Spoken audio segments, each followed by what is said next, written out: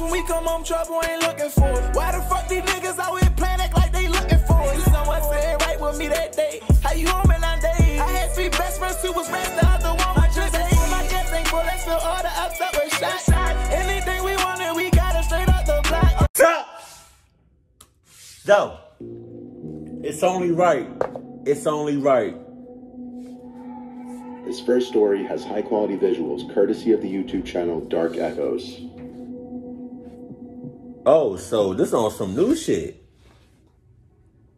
Okay. Mr. Nightmare, what's the name? Is he collaborating with another channel? This is probably like OD Spice. And this is what? Sriracha? Sriracha. I wish I had like a... Sriracha not that spicy. I always thought like sriracha was like spicy as hell. It really stays on the popcorn like that though. So this will be interesting. So I'm excited. I'm excited. Let me get this. No. Right. I'm trying to like move. Off. Okay. There we go. Here we go. When I was 21, I spent 2 years studying abroad in the United States. Right. I was nearing the end of my second semester when my friend Letitia came to visit. Oh.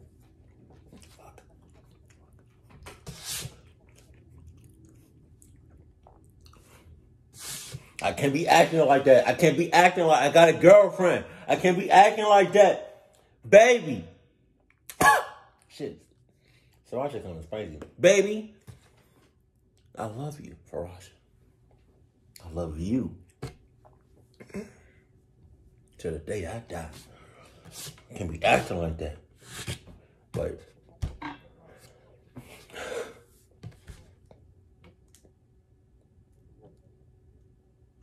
Is the most perfect, blue-eyed, blonde-haired French girl that you could possibly imagine. One who embodied the full expression of sensuality and je ne sais quoi. We met a few years earlier at a student exchange party in Argentina, and I was instantly smitten by her beauty and passion for life and cultural immersion. right. After she got settled in, we went to a nearby city for sightseeing and dancing. It was a fun night. Letitia and I enjoyed drink after drink as we celebrated being back in each other's arms again. Okay. At 2 a.m., the nightclub closed, and Letitia and I said goodbye to our new friends. We walked to a Waffle House a couple blocks away, and... Shout out to Waffle House. Shout out to Waffle House. Waffle House be hitting the spot. Waffle House. If y'all know what Waffle House is, Waffle House is the spot. Late at night, middle of the night, Waffle House. Oh. Oh, shit. Indulged in a calorie-heavy meal. We were happy, still a bit tipsy and ready to pick up where things left off back in Argentina. Right. It was nearly 4 a.m. when Letitia and I left the restaurant. We requested an Uber to take us home and waited outside for the car to pick us up. 2 minutes later, an average-looking vehicle pulled up and stopped directly in front of us. The driver waved for us to get in, and we thought nothing of it. Wait. Sus all over. Red flags out the ass. Hold on. Us home and waited outside for the car to pick us up. 2 minutes later, an average-looking vehicle pulled up and stopped directly in front of us. He talking about something. He didn't say nothing. There was no confirmation. There was no nothing. All he talking about was something. And they just got right in the car? Okay. The driver waved for us to get in, and we thought nothing of it. We climbed in, and Letitia gave me a playful spank. As the car pulled out of the parking lot, the driver asked for the address. I searched my purse for the information on the rental we were staying at and gave it to him. It didn't occur to me in that moment that he should have already had that information from... I'm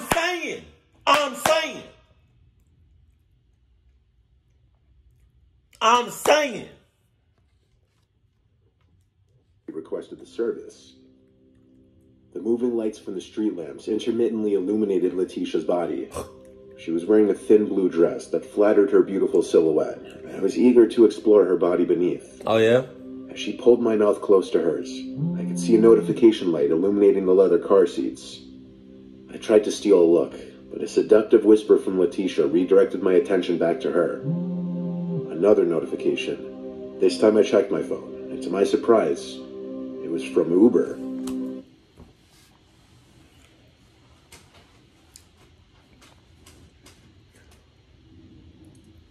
What you gonna do?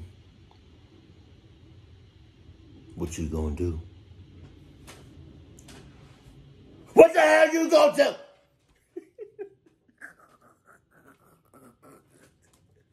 It said our car had arrived at the Waffle House.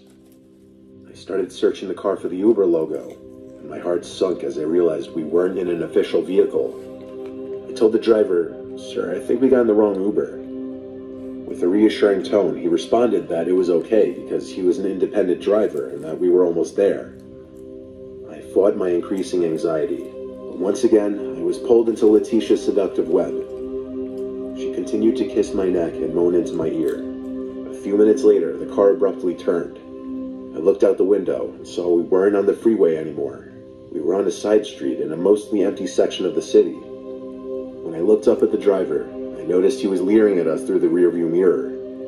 My paranoia took over. I sat straight in my seat and gently separated myself from Letitia. She was unhappy I pulled away, but I told her to slide over and gestured at the driver. What's her name? Leticia? Leticia? Clark-Lecia? You need to go ahead and just part ways with her. You know what I mean? You need to just go ahead and just end all ties, cut everything from her, cut her off at the base. She's not right for you. She's a certified clucky. She immediately understood and stopped being so overtly physical with me in the back. A few seconds later, the car pulled into an industrial parking lot and stopped. This obviously wasn't the destination, and we were both worried. Letitia took my hand and squeezed her body close enough that I could feel her rapid heartbeat against my arm. The driver turned off the car and used his fingers to brush his hair to the side, and then he said, "Want to have some fun?" I mustered as much strength as I could manage and let him know we just wanted to go home. I tried to sound strong and authoritative, but my voice came off soft and weak. With a penetrating gaze, he said that he was a nice guy with alcohol back at his apartment. He turned back to face us, and Letitia squeezed even tighter against me. I demanded he start the car and take us back home. After a long glance at our legs, he turned back to the front and started driving again. I took out my phone and dialed a friend from the college. No answer. I tried another friend. Nothing. I realized it was almost 5 a.m. on a weekend. Call the cops! Oh! Nobody was going to answer. Nobody was going to help. And then he pulled into a large, empty parking lot and stopped again. Letitia started panicking. I could feel her legs shaking against mine. Her desperation was palpable. I spoke in the loudest, deepest voice I could muster. "We're done, we're leaving." He only smiled and leered. I tried to open my door, but it didn't budge. Letitia tried to open hers and had the same result. The driver must have activated the child locks. Letitia started screaming. Her heavily accented English was almost impossible to understand. Hey, you know what I realized? Or I learned recently? That, alright, picture you in a car. Right, some of y'all might be in the car watching, my reaction. But picture you in a car, right? And you're sitting behind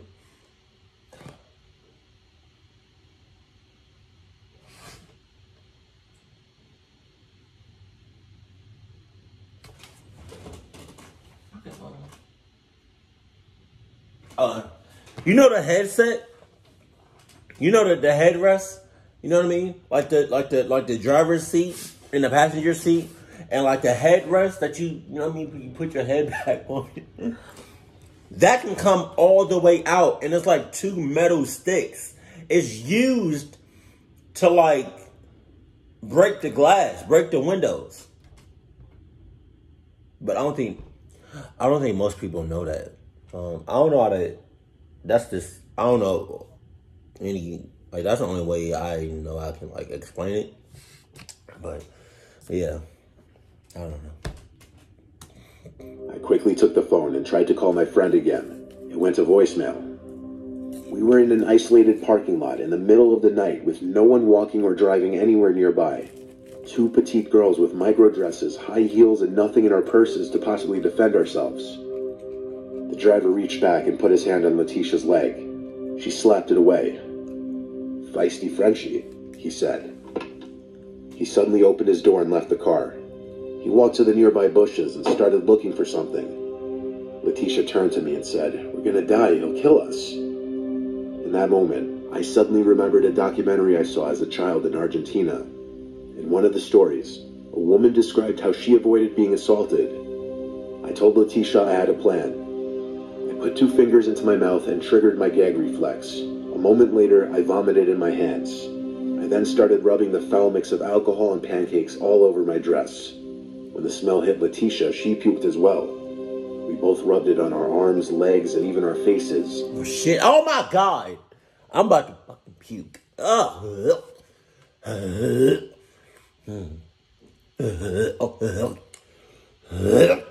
People say that sounds so real when I do it. We're absolutely disgusting. I heard the sounds of the doors unlocking. I looked up and saw the infuriated driver holding a grimy bag he must have retrieved from the bushes. He screamed at us to get out. We stumbled out of the car and hardly had a moment to collect ourselves before he drove off. A feeling of relief washed away my fear. I took out my phone to request another Uber. We sat together, contemplating the night. We were alone. Nothing left to fear. The worst was behind us.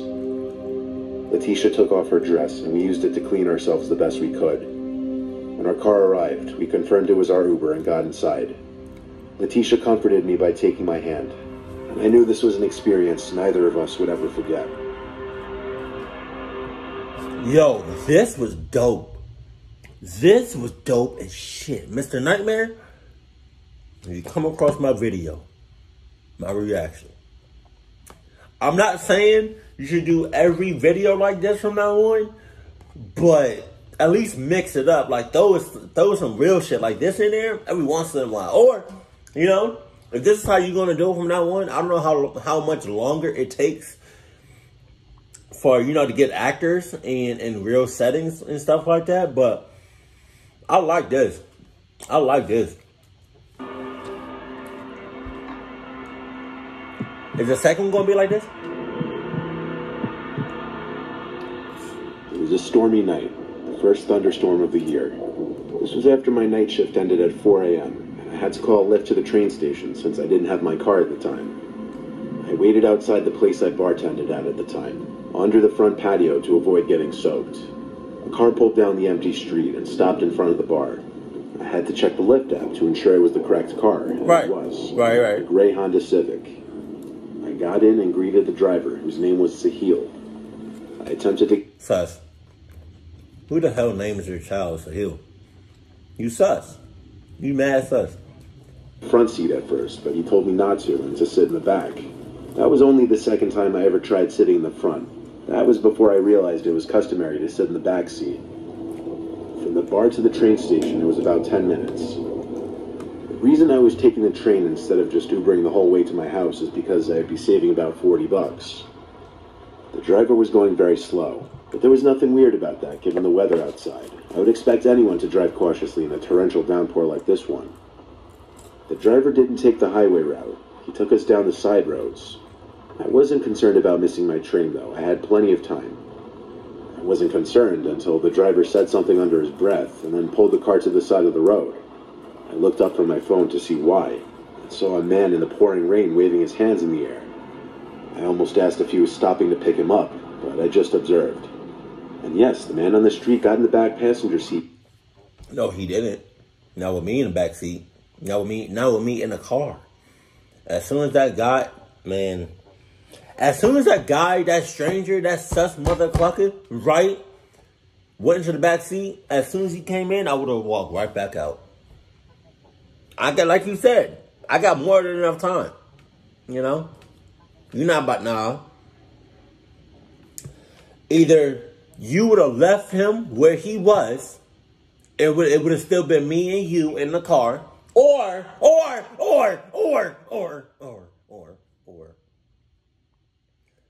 I would have walked, right? I would have got out the car as he would have came in the car.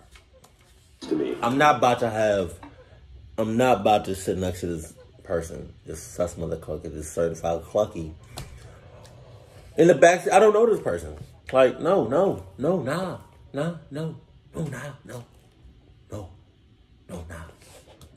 He was soaking wet.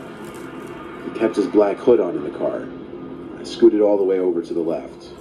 I was expecting the man and the driver to exchange some kind of words, but they didn't. Did they know each other? Huh?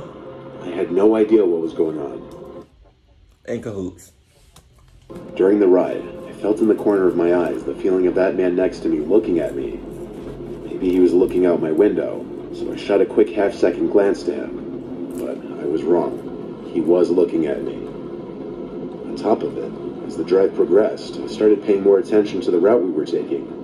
It wasn't the right way to the train station. I tried to sneak a peek at the driver's phone screen to see if maybe he was following some incorrect route, but he seemed to have his phone on his lap. Wow. Like most Lyft drivers who have their phones mounted on the dashboard. I politely said, "I think we're going the wrong way." He replied something in such a low tone mixed with a thick accent that I had a hard time understanding it. By the third time I asked him to repeat himself, I finally just repeated myself and said we're going the wrong way. I confirmed this by checking the map on my phone. The driver didn't acknowledge me. I felt as though the guy next to me was inching closer every minute. He also wouldn't stop staring at me. Eventually, I asked the driver to pull over and canceled the ride. No acknowledgement. The driver was blowing stop signs, and there were no stoplights anywhere on these side roads, so I didn't really have a good time to escape, but I knew I was about to be their victim of something. My ass. This was some kind of trap. Not me. So I decided I was going to jump out of the car when I had the chance. You had so many chances of Yay! Out the car. I don't know why you didn't. I don't know why. Waited till we were on a street with woods on one side, which was perfect for me to make my escape. The car was going probably 15 to 20 miles per hour. I opened the car and jumped out. The two men screamed stuff in a different language, I'm guessing to each other. My impact with the ground was obviously painful, but I think the layer of water on the street might have cushioned my fall a little bit. The car completely stopped, and I saw the man who was next to me get out. I had to get on my feet and run into the woods.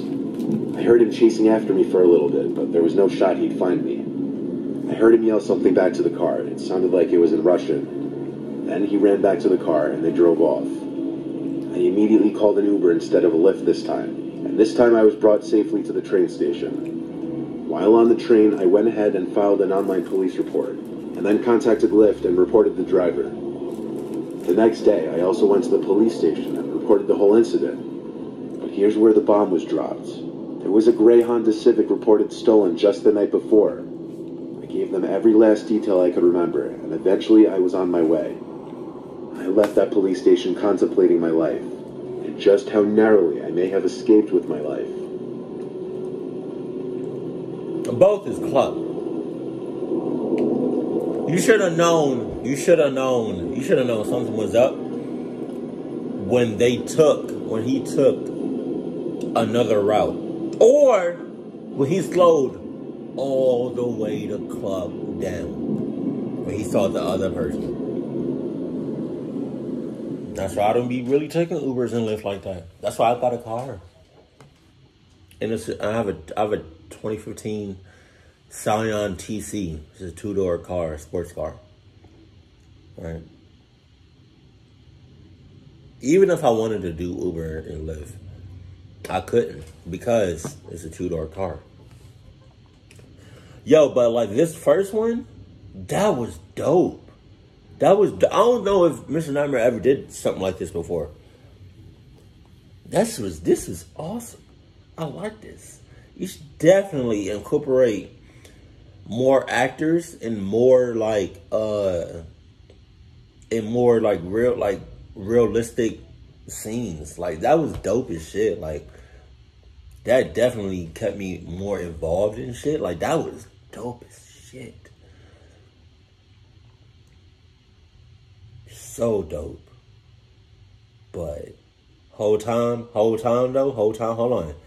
Her right there, clucking up to the max. Get the hell off me. Hell nah. Man, what? Nah. No. So, question. Has anybody ever experienced anything bad or clucked while they was taking an Uber or a Lyft? Let me know that in the comment section below. Keep it cool, keep it classy, and I love you. Stay happy. My family.